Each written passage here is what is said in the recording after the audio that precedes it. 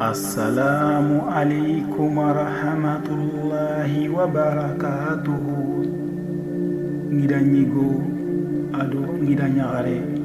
warni nogo hillandinga Yusuf alayhi salam isan kam qaqilengadi no hanake oga sigi nogombei Yusuf alayhi salam awarinku igarina wutu nahita gede nogoni kemballi Allah subhanahu wa ta'ala ngarina Yusuf alayhi salam kisi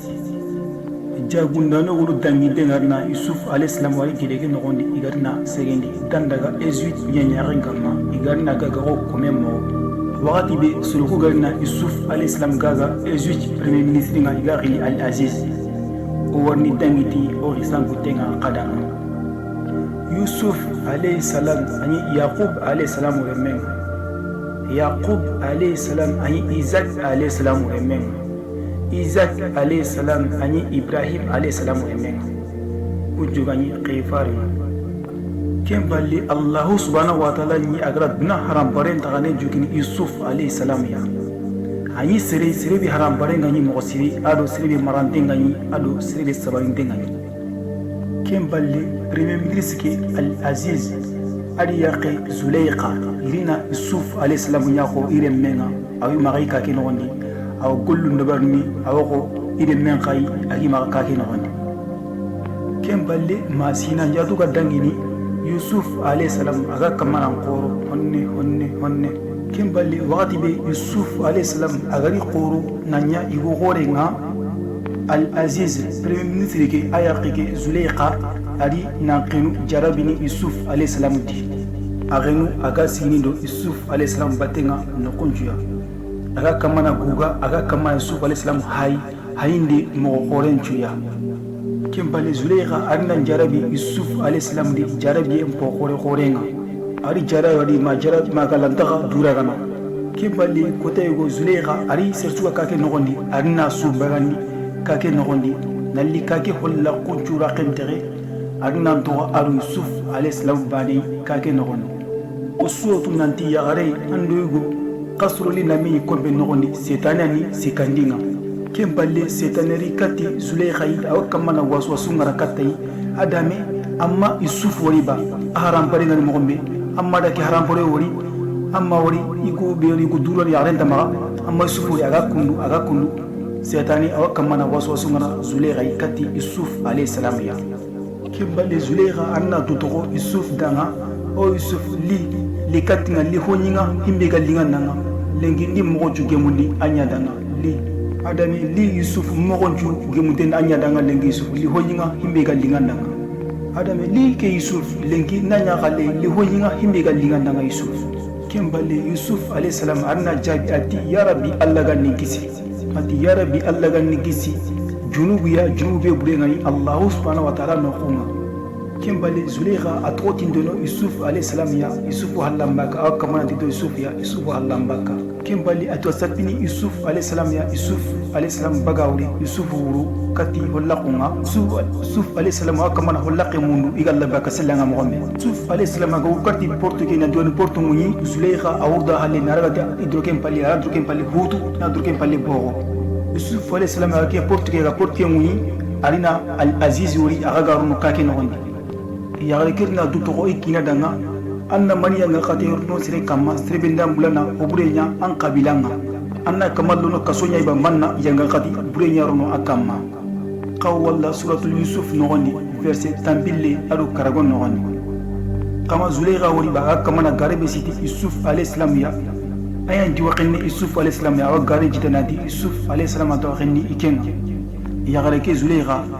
aw kamana mu adame ikina danga aro kasuma ube anna yanga kata banna arakinu qinu anya qinga kembali Yusuf alayhi salam arina Zulayqa hay Yusuf alayhi salam arduto ati yagare kanya mulana qinga qawwala suratul Yusuf nogondi verset tambille alo tumun nogondi ora wori Zulayqa aylo nyongo imogon kono banna gari kina woro kombe ke nogondi aylo nyongo imogon kono ikina danga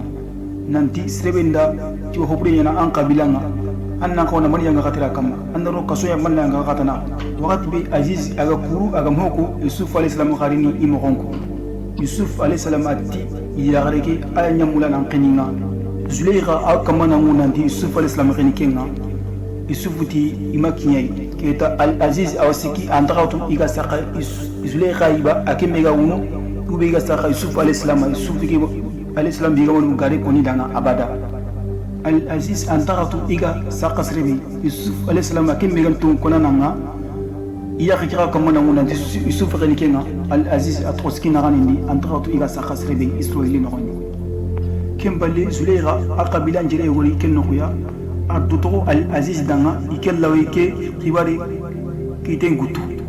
ati Al-Aziz da ina Yusuf al-Islam drokem pai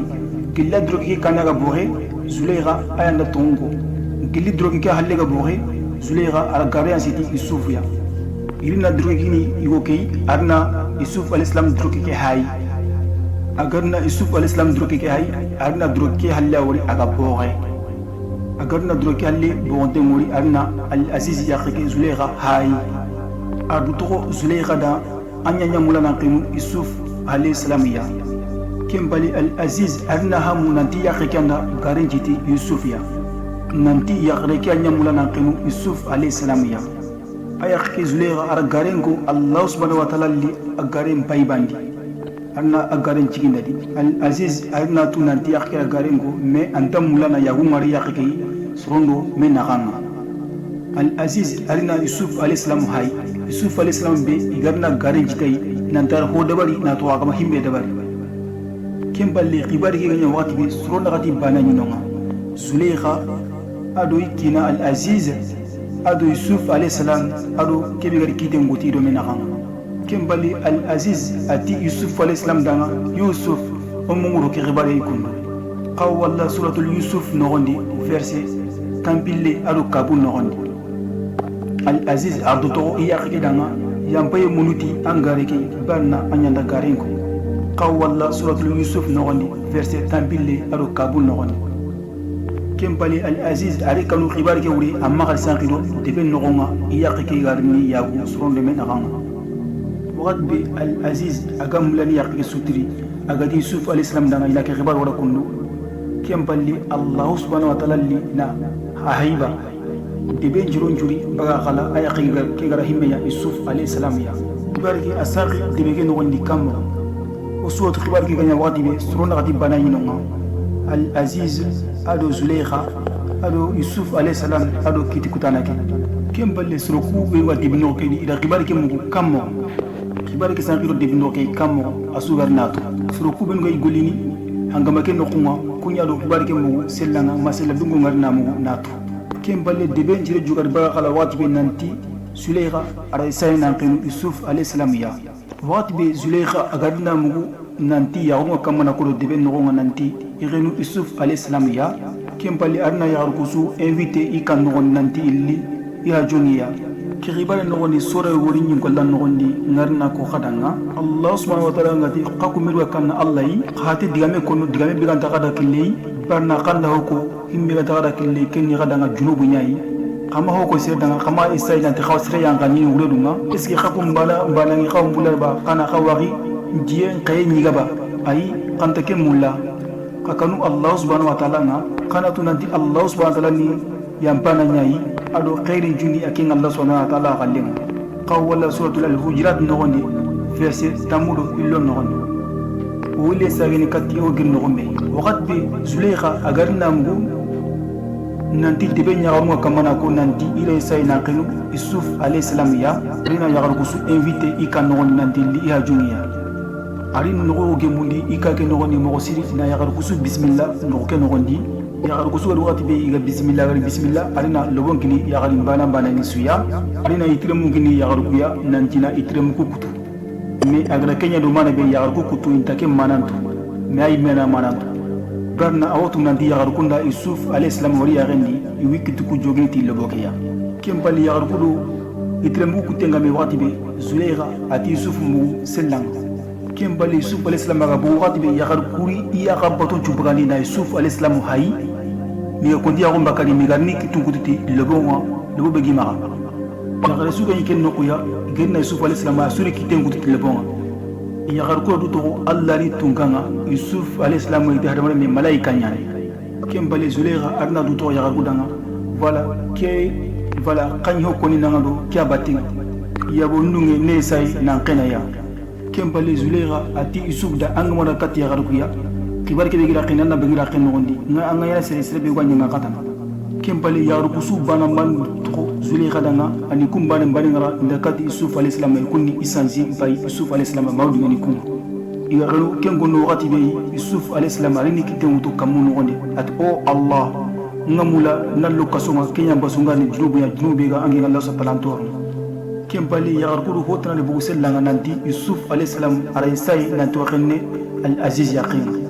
kama wali ba igari gari be situ yusuf alayhi salam ya khaji wati bi kibar ke sangiro de ben ngonga irina desire nanti yusuf alayhi salam rono kasonga kembali irina yusuf alayhi salam ro kasonga khadi natro aga mahimbe dabari irina yusuf alayhi salam ro kaso bremani kaso bigani vitamine turonga kembali sultan tanto kaso ke ido yusuf alayhi salam batenga kembali yusuf alayhi salam arenu kaso gumuku haklen taunini awiri likati allah subhanahu wa ta'ala bani batiyenga irina yusuf alayhi salam ro kasonga barna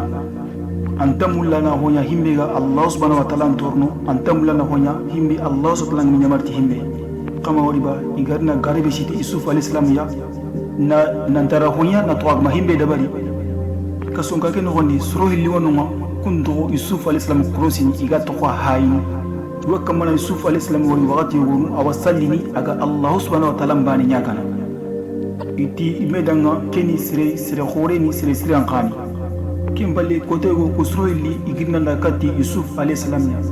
iti o yusuf okui hoyogoi antu dimana ba malla yogo ke wure kono danga qarina soroku litringa igarni kuike ko yusuf alayhi salam danga qara howana ke kuyinte inga bane kati ikui iga kamana erezeo jimboli naro kholle nogondi bane ketu to yusuf alayhi salam danga ikengui igara yoke go tawni ngola nogondi burunga nogondi lunga kamana sopi iga kamana sopi tu yusuf alayhi salam danga wa mulano dema anno da ku kui ure ko danga banna orangori sirebe gana sire nyananga ado sirebe gana anga kamana nembatu kembali sado yusuf alayhi salam agi ikui ke ure ko ni idanga yusuf alayhi salam ajongo irilli kati allah subhanahu wa ta'ala nya iholo tikama way banga ko nuga danga nanti igande be garni khaga igana ke nogoni nga ko nuga na sala garini ati danga igogoni ibrahim alayhi salam ay ikismani isaac alayhi salam ihabani yaqub alayhi salam ati gani allah subhanahu wa ta'ala qifarenga ikenyi meni allah subhanahu wa ta'ala qifarenya ati danga allah subhanahu wa ta'ala ho suga dunan gonni ani allah subhanahu wa ta'ala mana khallen ayanda kamu ado nyentaga ati kama woriba soro yogonuga bollu ya bata kama yogonuga woriba iga sanenya bata kama soro nya woriba imenuga bollu be de nyenya ngam ga kunya bata allah subhanahu wa ta'ala balle ati eski hadmari men kawna hotna batu himbe gidi allah subhanahu wa ta'ala bane iba kim balle waqti be yusuf alayhi salam agarina soro ko waju ni girkati allah subhanahu wa ta'ala bane ya aga duti waju waqti be awarni ikuike ure koni danga ati soro kulli danga kasro li baniwa baka kasonka kei awarni ereze jimutu awakinni isefunga awamini ati danga kasro li sirbano baka kasoke aga igolle be awasagini igolle khasike de barni awareze jimbulini awakinni ikhramuuma agamini ati ku hillandike kenni ati ku hillandike akamanni awkalla wasitini yelungarni ige ayin golla nogondi ati wala kuynu ku wuri hay kharam dindi kuy benuya me sroku hilli amadunge ku himbe ku inga himbe yamadunge hosu ku akuna dananti karsanya ku nige anya ku nige amadunge kenkonni idanga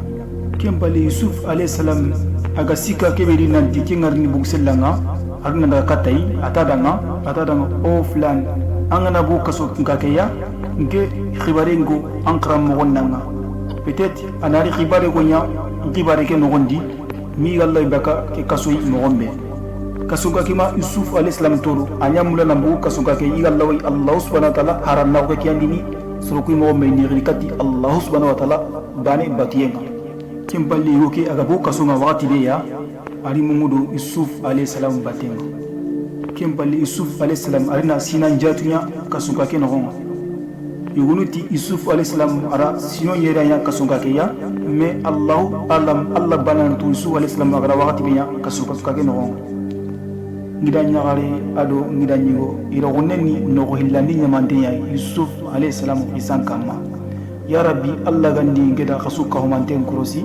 allah gana wati sirtana ko mo dangiti yusuf alayhi salam nogo sikandinga kadanga assalamu alaikum wa rahmatullahi